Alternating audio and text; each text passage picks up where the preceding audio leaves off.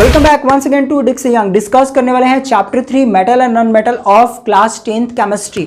तो अब तक से हम लोगों ने ये जाना है कि मेटल्स क्या होते हैं और मेटल की फिजिकल प्रॉपर्टीज क्या क्या होती है। फाइनली अब हम लोग डिस्कस करने वाले हैं कि जो मेटल्स होते हैं उनकी केमिकल प्रॉपर्टीज क्या है। बट केमिकल प्रॉपर्टीज को जानने से पहले हमारे लिए ये जानना बहुत जरूरी है कि आखिरकार कोई मेटल है वो किसी भी नॉन एलिमेंट के साथ में या फिर किसी भी कंपाउंड के साथ में रिएक्ट कर सकता है क्या, पहली चीज। दूसरी चीज हमें यह जाननी है कि जो मेटल होगा वो किसी के साथ में रिएक्ट करता है, किसी अनदर मेटल के साथ में या फिर किसी कंपाउंड के साथ में रिएक्ट करता है, तो वो रिएक्टिविटी की रेट कितनी होगी, कितनी तेजी से वो रिएक्ट करेगा और उसके इफेक्ट्स क्या होंगे। अगर आप नहीं जानोगे एक्सीडेंट्स होने के चांसेस बढ़ जाते हैं। कोई चीज़ रैपिडली रिएक्ट कर गया, एक्सोथर्मिक रिएक्शन है तो फिर प्रॉब्लम हो जाएगी, और कोई चीज़ रिएक्ट कर रहे हैं हो ही नहीं रहा है रिएक्शन। तो ये चीज़ को हमें समझ के रखना है। अक्सर मैं जब लोअर क्लासेस में था तो मैं अपने टीचर से पूछा करता था कि सर ये बताइए कि जो हाइड्रोजन और ऑक्सीजन दोनों को लेकर के अगर मैं कंबाइन कराता हूं तो कितने देर में जो है वाटर बन जाएगा। तो ऐसा ही कुछ ही है। तो इस प्रॉब्लम को सॉल्व करने के लिए हम लोगों ने जो मेटल्स हैं जो नॉर्मली हम लोग रिएक्ट कराते हैं लेबोरेटरी में, वो सारे के सारे मेटल्स को हमने एक सीरीज का रूप दिया। ऊपर से मेटल को उठाया और नीचे नीचे नीचे ऐसे करते हुए डिसेंडिंग ऑर्डर में, डिक्रीजिंग ऑर्डर में हमने उसको अरेंज किया हुआ है, जो ये शो करता है कि कितनी रिएक्टिविटी किस मेटल की है, वो कितनी फास्ट किसी चीज़ से रिएक्ट करेगा, कितनी स्लोअर उसकी रिएक्टिविटी है। तो राइट नाउ आप इस प्रकार से कह सकते हो कि जो भी मेटल्स हैं वो रिएक्टिविटी को शो करते हैं, उनको हम लोग डिक्रीजिंग ऑर्डर में कुछ इस प्रकार से अरेंज करते हैं। आज हम लोग पढ़ने वाले हैं रिएक्टिविटी सीरीज। तो रिएक्टिविटी सीरीज देखो एक बार। रिएक्टिविटी सीरीज जो है उसमें बहुत सारे मेटल्स हैं और मेटल्स के नाम बार बार अरेंज्ड इस प्रकार से होते हैं कि भूल जाता है हमें।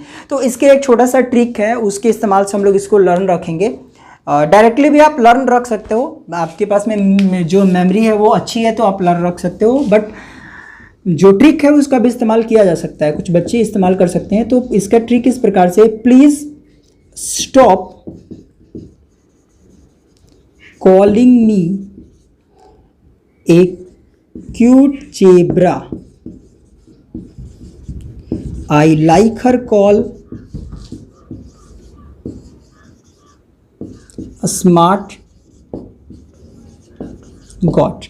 ठीक है, ये छोटा सा इस प्रकार से आप अरेंज, इसको आसान है।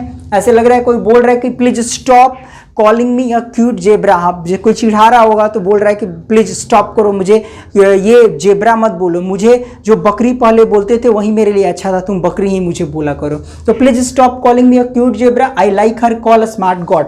ये एक छोटा सा ट्रिक है। इसके ऊपर में हम लोग जो रिएक्टिविटी सीरीज है उसको हम लोग अरेंज कर लेंगे। इसको देखो किस प्रकार से अरेंज करेंगे हम लोग। यहाँ पर तो सबसे ऊपर में हम लोग लेते हैं potassium, P for potassium, potassium, S for sodium, C for calcium, M for magnesium,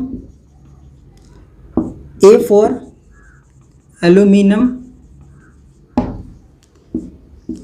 C for carbon. कि ये कार्बन बीच में कहाँ से चला आया, चलो ठीक है, ये भी मेटल की प्रॉपर्टी को दिखलाता है इसीलिए इसको रखा गया है। बहुत सारे वो इसका जो नेचर है वो मेटालिक प्रॉपर्टी को शो करता है बहुत हद तक, इसीलिए इसको बीच में रखा गया है।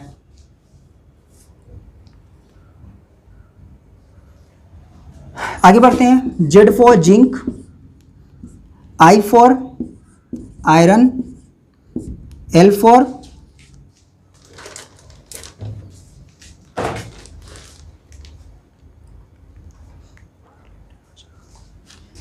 लेड,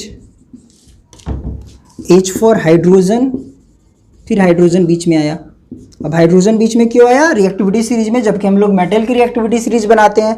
तो अब ये देखो यहाँ पर जो है वो कार्बन और ये जो हाइड्रोजन होता है ये बहुत हद तक अपनी मेटालिक प्रॉपर्टी को भी शो करता है और ये रिएक्शंस बहुत ज़्यादा दिखाता है। इसी के कारण से रिएक्टिविटी सीरीज में इसको भी एंट्री करा दिया गया है।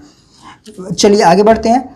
छोड़ो अरेंजमेंट फिर गड़बड़ाएगा मेरा ट्रिक का, कोई बात नहीं। यहाँ देखो आप, तो इस प्रकार से इतनी जो है रिएक्टिविटी सीरीज के जो मेटल्स है उनको आप इजीली लर्न कर सकते हो एक छोटा सा ट्रिक लर्न करके। Please stop calling me a cute zebra, I like her call a smart god.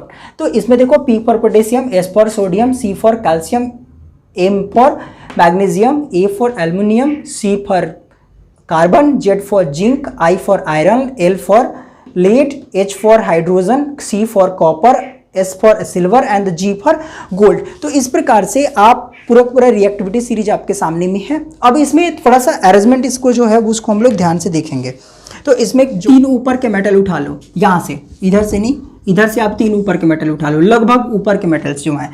तो इसमें देखो जो रिएक्टिविटी होती है वो डिक्रीजिंग ऑर्डर में है। ऊपर में हाई रिएक्शन मिलेगा आपको, हाईली रिएक्शन मिलेगा, ऊपर में जो होगा वो हाई रिएक्टिविटी होगी, ऊपर में जो होगा वो हाई रिएक्टिविटी होगी, हाई रिएक्टिविटी। और उसके बाद में जैसे जैसे आप नीचे बढ़ोगे तो आपको लो रिएक्टिविटी मिलेगी, लो रिएक्टिविटी। आपको नीचे बढ़ोगे तो ऐसे लो रिएक्टिविटी मिलती जाती है।